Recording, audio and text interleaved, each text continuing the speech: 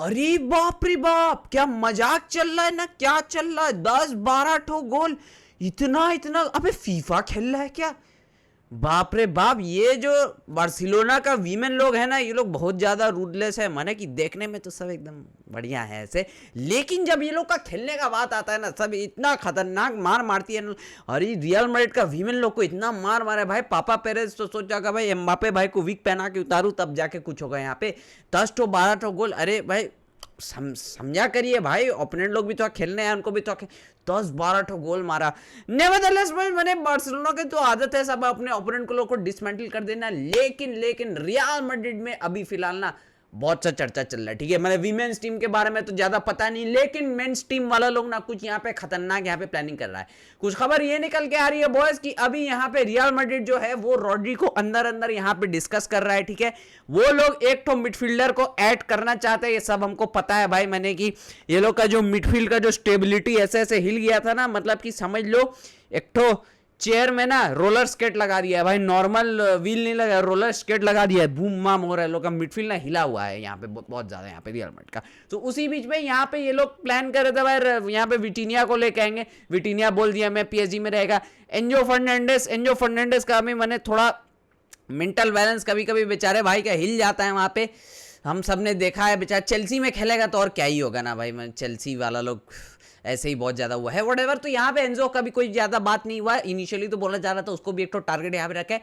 लेकिन बस अभी फिलहाल ये खबर निकल के आ रहा है कि जब से रॉड्री भाई यहाँ पे बोल दिया ना कि भाई मतलब मैं एथलेटिको के लिए भले ही खेला हूँ लेकिन रियल मैड्रिड में जा सकता, कोई ऐसे बातचीत नहीं है, तब से यहाँ पे डिस्कशन हो रहा है भाई रॉड्री को लाने का। मतलब लास्ट सीजन से हो रहा था, वो लोग प्लान कर रहे थे, लेकिन ये सीजन में बोला जा रहा है कि एकदम रॉड्री ना यहाँ पे एक बहुत अच्छा यहाँ पे वो लोग के लिए मार्केट अपॉर्चुनिटी बन सकता है। उसके पास एक तो रिन्यूअल ऑफर है वहां पे मैनचेस्टर सिटी से, लेकिन अभी उसको कंसीडर नहीं कर रहा है। बोला जा रहा है रॉड्री भी अपना मन में सोचा होगा क्या करना है क्या नहीं करना है, और अगर रियल मैड्रिड एक अच्छा बिड मारती है तो लोग रॉड्री को वहां से उठा के ले जाएंगे। अब उसी बीच में कोई अभी तक फॉर्मल बिड आया नहीं है रियल मैड्रिड की तरफ से, लेकिन जितना मुझे लग रहा है अगर अच्छा भला प्लान कर लेना भाई, रियल मैड्रिड को पैसे पूछे का तो ज्यादा दिक्कत है नहीं, तो वो लोग आराम से यहाँ पे रॉड्री को उठा सकता है। रॉड्री के आने से वो लोग का मिडफील्ड एकदम स्टेबल हो जाएगा, फिर उसके बाद मतलब कि पूरा टीम ने एक अच्छे फ्लो में चलने लगेगा, जितना मुझे लगता है। देखते हैं बॉस क्या होता है यार। फिलहाल यहाँ पे पापा पेरेज भाई वैसे अटैकर फटैकर तो लेके आ जाता है फ्री में, लेकिन अगर खर्चा करके मिडफील्डर लाना है तो देखते हैं लोग कैसे किसको लाते हैं, देखते हैं यहाँ पे क्या होता है। बट रॉड्री का आना कुड बी समथिंग यहाँ पे वेरी पॉसिबल। नाउ बॉस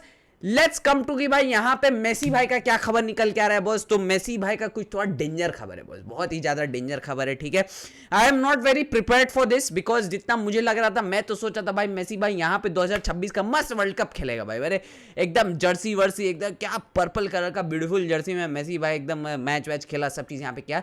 लेकिन बस अभी कुछ ये खबर निकल के आ रही है अर्जेंटीना का अंदर अंदर का रिपोर्ट से, अंदर अंदर का जो कैंप्स है वो इस चीज को रिपोर्ट कर रहे हैं कि भाई हो सकता है कि मेसी भाई will not be at the world cup. जैसे हम सबको पता है अभी तक मेसी ओपनली बोला नहीं है कि भाई वो वर्ल्ड कप में रहेगा या नहीं रहेगा, वो हमेशा ये बोल के छोड़ दिया कि भाई अगर मैं 100% फिट रहा तब मैं वर्ल्ड कप खेलेगा, अगर मैं 100% से एक भी परसेंट डाउन हुआ मेरा बैटरी 99% में भी आया तो मैं यहाँ पे वर्ल्ड कप को नहीं खेलेगा। मेसी इस चीज को यहाँ पे क्लियर कर दिया था, क्योंकि वो बोल रहा था कि भाई मैं अर्जेंटीना का जर्नी को सैबोटाज नहीं करना चाहता, मेरे वजह से अगर मुझे लगेगा मैं टीम को बिहाइंड खींचा हूं, मैं टीम को पुल बैक कर रहा हूं यहाँ पे, तब मैं छोड़ देगा भाई, मैं नहीं करेगा। ऑलरेडी उसका वर्ल्ड कप का ड्रीम हो चुका है, 2 कोपा जीत चुका है, मेसी हैज डन इनफ, उसको कुछ और करने का वहां पे है नहीं।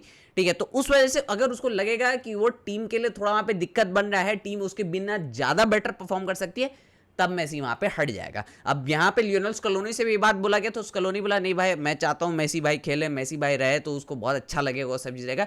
लेकिन यहाँ पे बात आ जाता है मेसी का फिटनेस का, क्या मेसी अपने आप को उतना फिट समझ रहा है। अगर मेसी का दिमाग में है उसको वर्ल्ड कप खेलना है तो मजा से खेलेगा, उसको कोई नहीं रोक सकता है, कोई किसी का माँ बाप में ताकत नहीं है भाई उसको रोकने का वहां पे। लेकिन अगर मेसी को लगा कि नहीं भाई मैं यहाँ पे अर्जेंटीना को थोड़ा करूंगा, तो मेसी भाई बोलेगा नहीं भाई मैं यहाँ पे नहीं खेलूंगा। अंदर अंदर का कुछ ये सोर्सेस इस चीज को रिपोर्ट कर रहे थे कि भाई यहाँ पे अंदर अंदर का कैंप से खबर आ रहा है कि दे आर थिंकिंग कि भाई मेसी अभी तक कुछ बोलबाल नहीं कर रहा है, मेसी का लग रहा है उसका सब चीज देखे कि he won't be at the world cup, लेकिन अभी तक कुछ यहाँ पे कंफर्म नहीं है।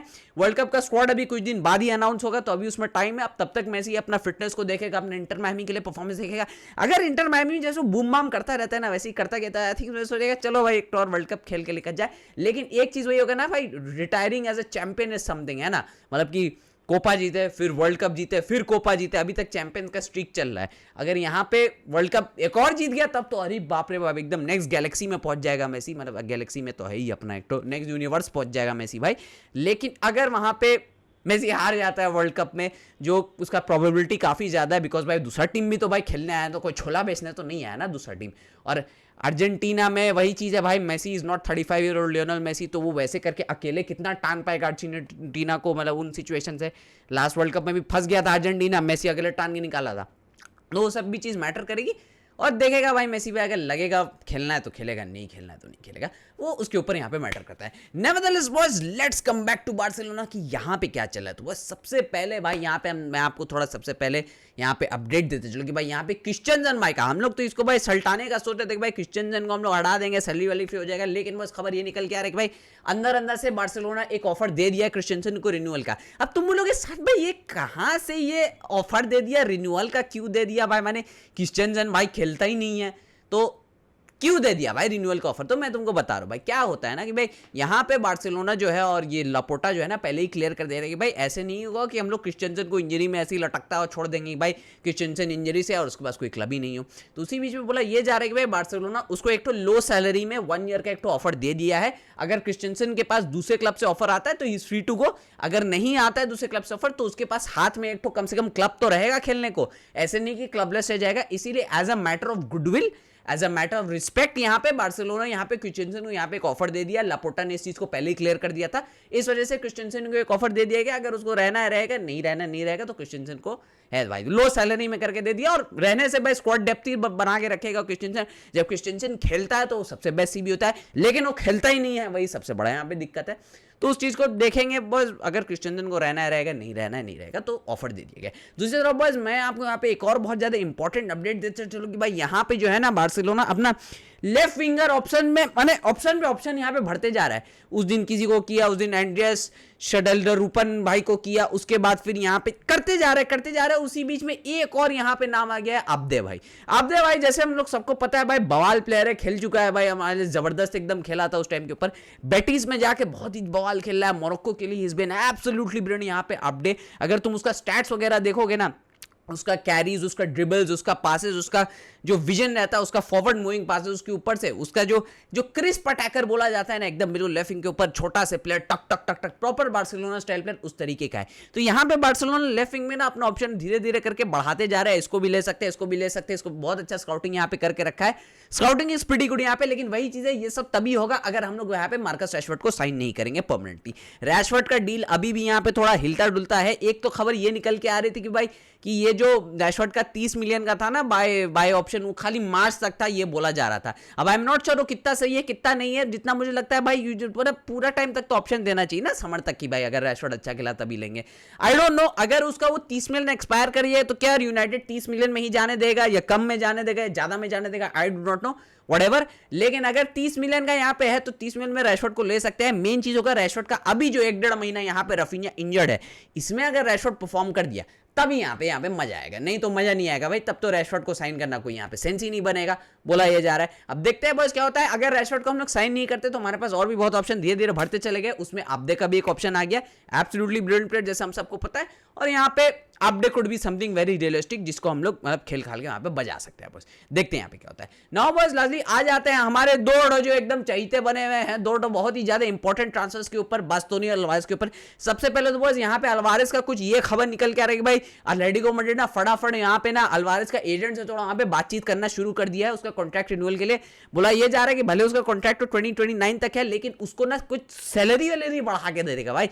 बोलेगा बार्सिलोना कितना सैलरी देगा, मैं तुम्हारे 7 मिलियन से 10 मिलियन यूरो सैलरी कर देगा, कुछ ऐसे खबर निकल के आ रहा है कि उसका एजेंट से बातचीत कर रहा है, एकदम सैलरी यहाँ पे बढ़ा देगा, उसको सिमियोने का मेन प्लेयर बना देगा, सब चीज तो यहाँ पे कर दिया है बॉस। वो लोग पूरा अपना यहाँ पे ट्राई करेगा, लेकिन वही चीज है लापोर्टा का ड्रीम साइनिंग है यहाँ पे अल्वारेज, और उसके ऊपर से यहाँ पे मेन डिसीजन जो है ना वो अल्वारेज के हाथ में रहेगा। अब अल्वारेज को एंटोराज भी चाहता था इनिशियली कि वहां पे एटलेटिको नहीं जाए, पीएसजी या चेल्सी चले जाए, लेकिन उसी बीच में अब जब एटलेटिको से निकलने का मौका मिल रहा है क्योंकि वहां पे ज्यादा जीत तो नहीं पा रहा है ना अल्वारेज, तो उसी बीच में यहाँ पे बार्सिलोना का बहुत अच्छा यहाँ पे ऑप्शन है। ठीक है, अल्वारेज को अगर आना है तो फाइनल डिसीजन उसके हाथ में रहेगा। अगर उसको बार्सिलोना आना है तो वहां पे वो बोल सकता है नहीं भाई मैं यहाँ पे तुम लोग का रिन्यू नहीं करूंगा, मैं बार्सिलोना जाना चाहता हूँ, तब वहां पे Atletico will be forced to negotiate with Barcelona, कुछ यही यहाँ पे प्लान है। दूसरी तरफ बॉयज यहाँ पे बास्तोनी का ये खबर निकल के आ रहा है कि भाई बास्तोनी अपने पर्सनल तरफ से ना बहुत ज्यादा एक्साइटेड है।